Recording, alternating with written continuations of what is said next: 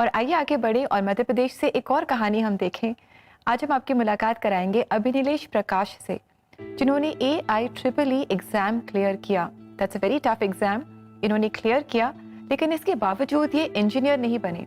जानते हैं क्यों? क्योंकि इन्होंने परमेश्वर की सेवा करने का निर्णय लिया और अपने इस गोल से ये कभी डिस्ट्रैक्ट नहीं हुए।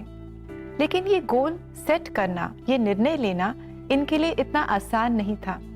क्या क्या चैलेंजेस इन्होंने फेस किए, इन्होंने ये गोल क्यों सेट किया और आज ये क्या कर रहे हैं, आइए इनकी सच्ची कहानी हम देखें और इंकरेजमेंट पाएं।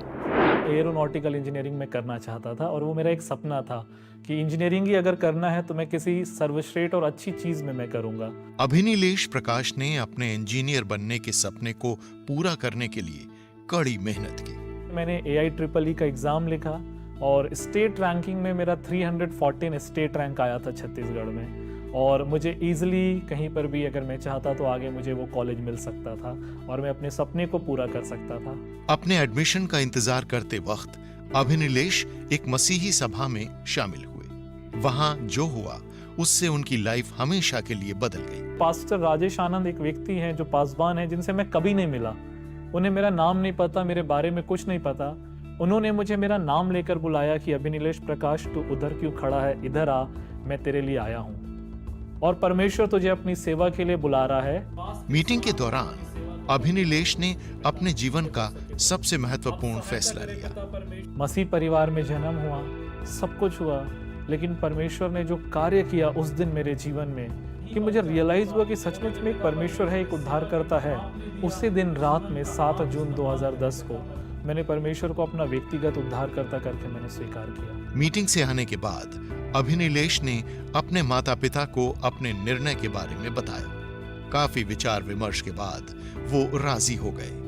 मैंने अपने फॉर्म को इलाहाबाद बाइबल सेमिनरी में भेजा और 3 जुलाई 2010 को with in this 20 to 25 days के टाइम पीरियड में ये सब चीज़ बदल गई और 3 जुलाई को हमारी ट्रेन थी दुर्ग से इलाहाबाद के लिए सारनाथ एक्सप्रेस, और हम उसमें बैठकर हम इलाहाबाद बाइबल सेमिनरी चले गए और वहाँ पे मेरी आध्यात्मिकता की शिक्षा, मेरी थियोलॉजिकल स्टडीज वहाँ पे शुरू हुई। प्रभु के साथ चलते हुए अभिनिलेश अपना ग्रेजुएशन और मास्टर्स भी कंप्लीट कर पाए। मैंने 5 साल अपनी वहाँ पे शिक्षा को प्राप्त किया इलाहाबाद बाइबल सेमिनरी में और मेरा ग्रेजुएशन हुआ। ग्रेजुएशन में मेरे माता पिता और मेरा भाई भी आए हुए थे। उसके बाद आने के बाद मैंने 1 साल एक पास्टरीय सेवकाई की, जहाँ पे मुझे मेरा ऑर्डिनेशन हुआ, pastoral ordination Christian community church Bhilai में। तो मैंने 1 साल की पास्टरीय सेवकाई के बाद मैं वहाँ से तमिलनाडु थियोलॉजिकल सेमिनरी गया और वहाँ पे 2 साल मैंने अपनी आगे की उच्च शिक्षा को प्राप्त किया। मैंने MTH in social analysis in theology मैंने उसको कंप्लीट किया वहाँ से। अपनी मास्टर्स डिग्री कंप्लीट करने के बाद अभिनिलेश लेनर्ड थियोलॉजिकल कॉलेज जबलपुर में एक फैकल्टी के तौर पर काम करते हैं।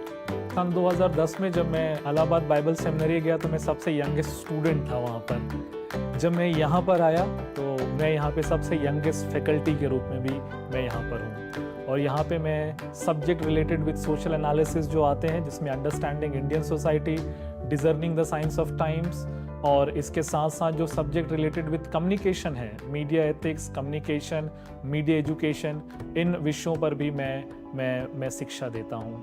आज अभिनिलेश को कोई पछतावा नहीं है, क्योंकि वो विश्वास में चल रहे हैं और पूरे मन से प्रभु की सेवा में लगे हुए हैं। मेरा एक सबसे जो प्रिय वचन है, जिसे मैं इस ढंग से कहता हूँ कि वॉक बाय फेथ, विश्वास के साथ आगे बढ़ो, और ये मेरे जीवन का एक आधार भी है।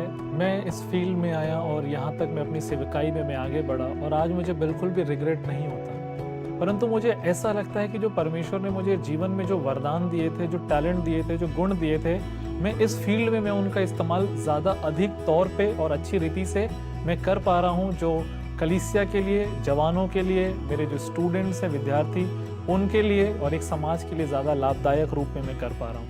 आज अभिनिलेश विवाहित हैं। वो अपनी लाइफ में मिली सब आशीषों के लिए प्रभु को सारी महिमा देते हैं। 23 जुलाई 2021 को मेरी शादी हुई प्रेरणा से, जो बाय प्रोफेशन डॉक्टर है, उन्होंने अपना MBBS यूक्रेन से किया।